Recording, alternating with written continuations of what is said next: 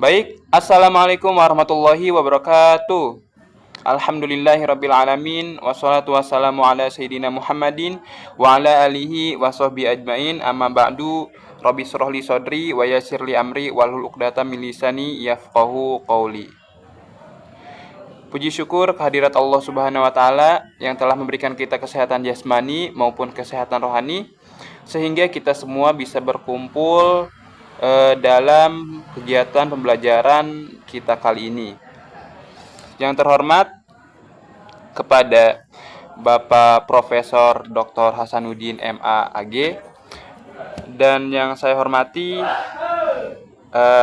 kepada Ibu Nisrina Mutiara Dewi SE SYMH, dan juga kepada teman-teman yang saya banggakan. Di sini kami dari kelompok pertama ingin mempresentasikan mengenai tinjauan umum tentang fatwa ekonomi Islam. Sebelum masuk ke materi, izinkan kami dari kelompok 1 untuk memperkenalkan diri terlebih dahulu.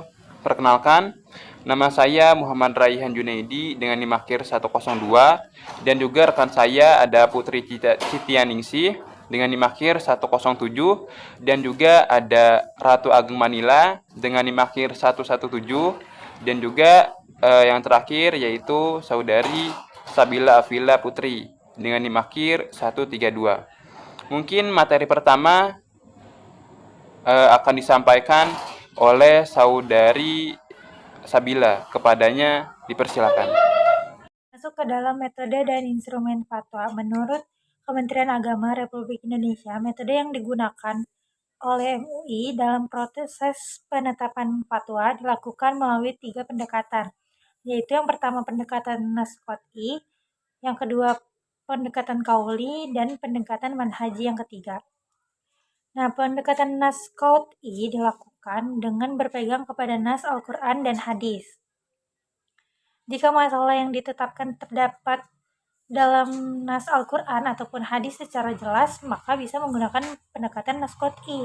Namun, apabila tidak terdapat dalam nas Al-Quran dan hadis, maka penjawabannya nanti akan dilakukan oleh pendekatan kauli dan manhaji. Pendekatan kauli adalah pendekatan dalam proses penetapan fatwa dengan mendasarkan para pendapat imam mazhab dalam kitab fikih terkemuka. Apabila jawaban permasalahan tersebut ada dan mencukupi oleh nas qot'i, dan apabila jawaban tersebut ada, maka bisa menggunakan pendekatan kauli. Tapi jika tidak ada oleh nas qot'i dan kauli, maka menggunakan pendekatan manhaji. Nah, pendekatan manhaji ini adalah pendekatan dalam proses penetapan fatwa dengan menggunakan kaidah-kaidah pokok atau bisa dibilang al-qawaid al-usliyah, dan metodologi yang dikembangkan oleh imam mazhab dalam merumuskan hukum suatu masalah. Nah, pendekatan manhaji ini dilakukan melalui ijtihad secara kolektif atau bisa dibilang ijtihad jama'i dengan menggunakan metode pertemuan secara kolektif. Dengan menggunakan metode pertemuan pendapat yang berbeda, memilih pendapat yang lebih akurat dalilnya, dan membandingkan permasalahan yang muncul dengan permasalahan yang telah ditetapkan hukumnya dalam kitab-kitab fikih ilhaqi dan istinbati. Nah, adapun penetapan fatwa secara umum dapat dilihat sebagai berikut. Kita ada 4. Yang pertama itu, sebelum fatwa ditetapkan, hendaknya ditinjau terlebih dahulu oleh para pendapat imam mazhab tentang masalah yang akan difatwakan tersebut secara seksama berdasarkan dalil-dalilnya. Nah, yang kedua, masalah yang telah jelas hukumnya atau al-hakam al-qot'iyah hendaklah disampaikan sebagaimana adanya. Jadi tidak boleh dilebih-lebihkan atau dikurang-kurangkan. Dalam masalah yang terjadi khilafiyah di kalangan mazhab, maka yang pertama, penetapan fatwa didasarkan pada hasil usaha pertemuan titik temu di antara pendapat-pendapat para mazhab, metode al-jama'u wa taufiq, dan jika tidak menemukan titik temu, Maka penetapan fatwa didasarkan pada hasil tarjih melalui metode muqaronah al-mazahib dengan menggunakan kaidah usul fiqh muqaron. Nah, yang kedua, dalam masalah yang tidak ditemukan pendapat hukumnya di kalangan mazhab, penetapan fatwa didasarkan pada hasil istihad jama'i atau istihad kolektif melalui metode bayani, talili, kiasi, ihtisani, lahaki, istilahi, dan saat azariyah. Yang terakhir, penetapan fatwa ini harus senantiasa memperhatikan kemaslahatan umum atau maslahah ammah dan muqasid al-syari'iyah.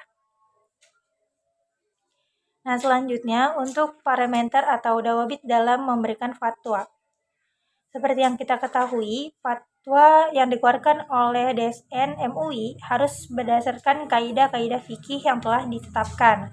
Setiap fatwa harus memiliki dasar hukum yang tidak bertentangan dengan kemaslahatan umum dan syariah. Nah, di sini untuk dasar hukumnya ada Al-Quran, As-Sunnah, Ijma, dan Qiyas, yang mana untuk menetapkan fatwa tidak boleh keluar dari 4 sumber tersebut.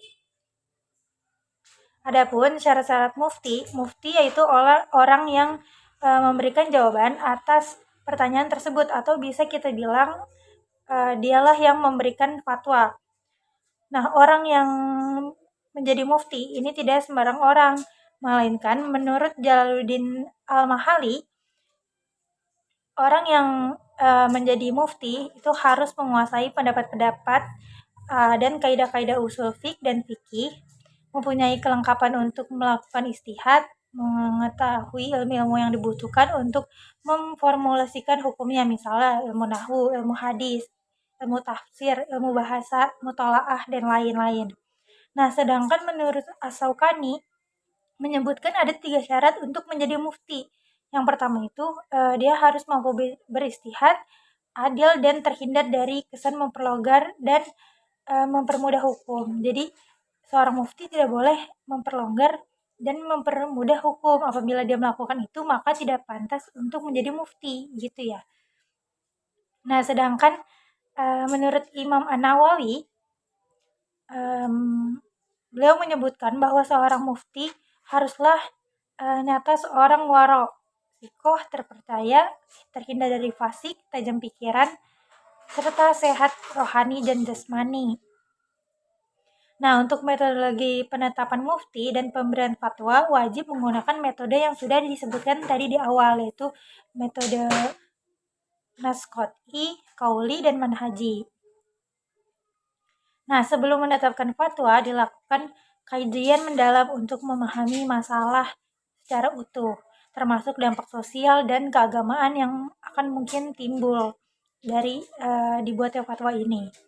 Nah, fatwa ini juga harus mempertimbangkan kemaslahatan umat secara umum, yaitu tujuan syariah yang meliputi perlindungan agama, jiwa, akal, keturunan, dan harta benda. Nah, untuk lebih detailnya akan dilanjutkan di etika mengeluarkan fatwa dan perbedaan fatwa serta opini yang akan dilanjutkan oleh Saudari Ratu. Baik, lanjut ke materi selanjutnya, yaitu etika mengeluarkan fatwa. Pada dasarnya, fatwa itu menempati kedudukan penting dalam masyarakat Islam. Untuk itulah, para ulama telah menyusun seperangkat etika atau code of conduct bagi mereka yang memberikan fatwa. Konsep etika itu dalam Islam dikenal sebagai konsep disposisi, yaitu perilaku manusia yang diterima sebagai norma dan tidak bertentangan dengan hukum Islam. Pada dasarnya, etika dalam mengeluarkan fatwa itu harus berdasarkan metode penetapan fatwa DSN MUI, yang mana mengikuti pedoman atau panduan yang telah ditetapkan oleh Komisi Fatwa MUI. Berdasarkan pedoman penetapan fatwa MUI nomor U596/MUI/X/1997 tanggal 2 Oktober 1997, bahwa setiap masalah yang dibahas di Komisi Fatwa, termasuk fatwa tentang ekonomi Islam, harus didasari oleh Al-Quran, Sunnah, Ijma, dan Qiyas. Nah, adapun setiap masalah yang telah jelas hukumnya dalam nas qat'i, maka MUI menyampaikan seperti yang telah tertera dalam nas itu sendiri. Nah, etika mufti dalam pembuatan fatwa ini dapat dibagi menjadi 3 fase. Yang pertama ada fase before, yakni itu harus terdapat good intention, yang artinya sebelum fatwa dikeluarkan itu seorang mufti harus memiliki niat yang baik agar fatwa yang dikeluarkan itu semata-mata tidak akan mengarah pada kesalahan yang tidak disengaja. Fase yang kedua itu ada fase during atau fase saat yang sedang terjadi gitu, yang mana artinya setidaknya tuh ada 5 etika yang harus dipatuhi seorang mufti dalam menetapkan sebuah fatwa. Yang pertama itu ada neat appearance, ada modest personality, yang ketiga ada accurate source of reference, yang keempat ada not rushing, yang kelima ada alert with the community reality. Yang artinya seorang mufti itu harus berpenampilan rapi dan berkepribadian sederhana. Kemudian juga harus memiliki atau mencari sumber yang rujukannya itu yang akurat. Kemudian seorang mufti tidak boleh tergesa-gesa dalam memberikan fatwa karena khawatir tidak memahami situasi permasalahan yang sebenarnya. Fase yang ketiga ada fase after, yaitu terdapat keep secret dan seek for Allah's pleasure. Yang mana artinya seorang mufti ketika sudah mengeluarkan sebuah fatwa, maka segala rahasia pencari fatwa harus rahasiakan dan tidak boleh dibocorkan. Karena jika tidak, kredibilitas mufti akan tercoreng dan akan berdampak buruk kepada lembaga fatwa itu sendiri. Nah, kesimpulannya dari materi etika penetapan fatwa ini, bahwa fatwa dan mufti ini merupakan unsur penting dalam Islam. Oleh karena itu, fatwa yang baik dihasilkan oleh seorang mufti yang sesuai dengan etika yang telah ditetapkan. Nah, kepatuhan terhadap etika ini diharapkan dapat menghasilkan fatwa yang lebih akurat dan menyelesaikan berbagai permasalahan masyarakat muslim setempat. Adapun perbedaan fatwa dan opini, apa sih bedanya antara fatwa dan opini? Fatwa sendiri dalam bahasa lughawi adalah jawaban suatu kejadian atau bisa dibilang memberikan jawaban tegas terhadap suatu peristiwa yang terjadi di masyarakat. Nah, fatwa ini dapat disimpulkan adalah sebagai jawaban hukum atau legal opinion yang dikeluarkan setelah adanya suatu pernyataan atau permintaan fatwa. Jadi fatwa ini tuh ada atau tercipta atau ditetapkan itu based on demand atau berdasarkan permintaan atau pertanyaan dari seseorang atau maupun individu maupun kelompok atau masyarakat. Selanjutnya, materi selanjutnya akan disampaikan oleh Saudari Putri mengenai opini. Saudari Putri dipersilahkan. Baik, sedangkan opini dalam fatwa ekonomi Islam ialah merupakan pandangan atau pendapat hukum yang diberikan oleh ulama atau lembaga fatwa terhadap suatu persoalan ekonomi yang belum memiliki kejelasan hukum yang eksplisit dalam Al-Quran dan hadis. Opini ini diberikan berdasarkan ijtihad dengan mempertimbangkan maqasid syariah atau tujuan utama hukum Islam seperti keadilan, kemaslahatan, dan menghindari mudarat. Dalam opini ini memiliki ciri-ciri, diantaranya yaitu yang pertama tidak mengikat karena bersifat panduan bagi umat Islam. Yang kedua yaitu dapat berubah sesuai dengan perkembangan zaman dan teknologi yang mempengaruhi praktik ekonomi. Lalu yang ketiga berdasarkan dalil syariah baik Al-Quran, hadis, ijma, dan qiyas. Lalu opini dalam fatwa ekonomi Islam ini memiliki contoh ialah pandangan ulama tentang hukum cryptocurrency dalam Islam. Sebagian ulama berpendapat bahwa cryptocurrency ini bisa digunakan sebagai alat transaksi, sementara yang lain menganggapnya tidak sesuai dengan prinsip syariah karena unsur spekulasinya yang terlalu tinggi. Next, selanjutnya yaitu pernyataan kesesuaian syariah. Pernyataan kesesuaian syariah adalah keputusan resmi yang menyatakan bahwa suatu produk, jasa, atau transaksi telah memenuhi prinsip-prinsip ekonomi Islam. Pernyataan ini umumnya dikeluarkan oleh lembaga fatwa resmi. Lalu pernyataan kesesuaian syariah ini memiliki aspek dalam pernyataan kesesuaian syariah. Di antaranya yaitu yang pertama dikeluarkan oleh lembaga resmi seperti DSN, MUI, atau OJK dalam konteks perbankan syariah. Yang kedua yaitu menjadi dasar hukum yang mengikat bagi lembaga keuangan syariah dalam operasionalnya. Yang ketiga yaitu memberikan kepastian hukum sehingga masyarakat lebih percaya terhadap produk atau layanan yang ditawarkan. Contoh dari pernyataan tersebut ialah sertifikat halal dalam produk keuangan syariah seperti reksadana syariah dan sukuk atau obligasi syariah. Dalam hal ini, DSN MUI mengeluarkan fatwa yang memastikan bahwa instrumen investasi tersebut tidak mengandung unsur riba, gharar, dan maisir. Kemudian selanjutnya yaitu pernyataan keselarasan.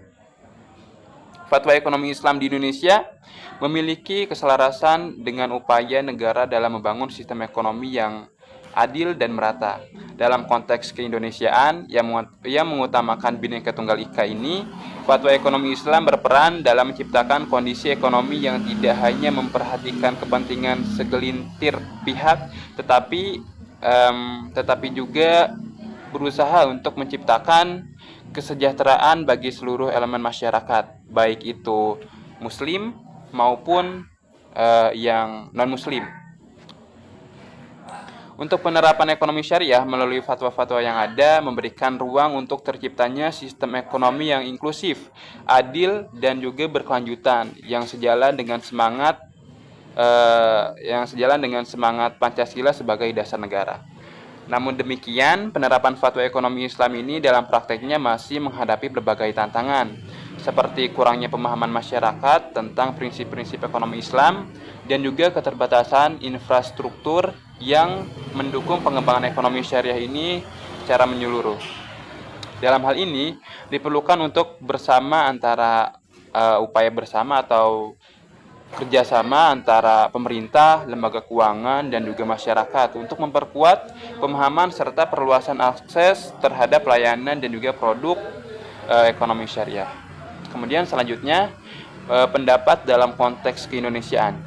Nah, Indonesia sendiri sebagai negara dengan mayoritas Muslim memiliki potensi besar untuk mengembangkan sektor ekonomi syariah. Oleh karena itu, pentingnya bagi Indonesia untuk memperkuat pendidikan dan juga literasi ekonomi Islam agar masyarakat lebih memahami prinsip-prinsip yang mendasar ekonomi syariah tentang ekonomi syariah. Nah, seharusnya pemerintah mendorong kebijakan yang mendukung pertumbuhan ekonomi syariah, termasuk penguatan peraturan yang memfasilitasi berkembangnya sektor keuangan syariah, seperti misalnya itu perbankan dan juga pasar modal syariah. Nah, maka dari itu penting untuk terus meningkatkan sosialisasi mengenai fatwa-fatwa ekonomi Islam dan memperkuat kerjasama antara lembaga pemerintah, lembaga keuangan, dan juga dari masyarakatnya sendiri. Mungkin sekian presentasi kita kali ini dari kelompok 1. Dari teman-teman yang ingin bertanya boleh nanti ketika ketika kita Zoom. Mungkin sekian dari kelompok 1. Mohon maaf bila ada kesalahan kata. Sekian. Wassalamualaikum warahmatullahi wabarakatuh.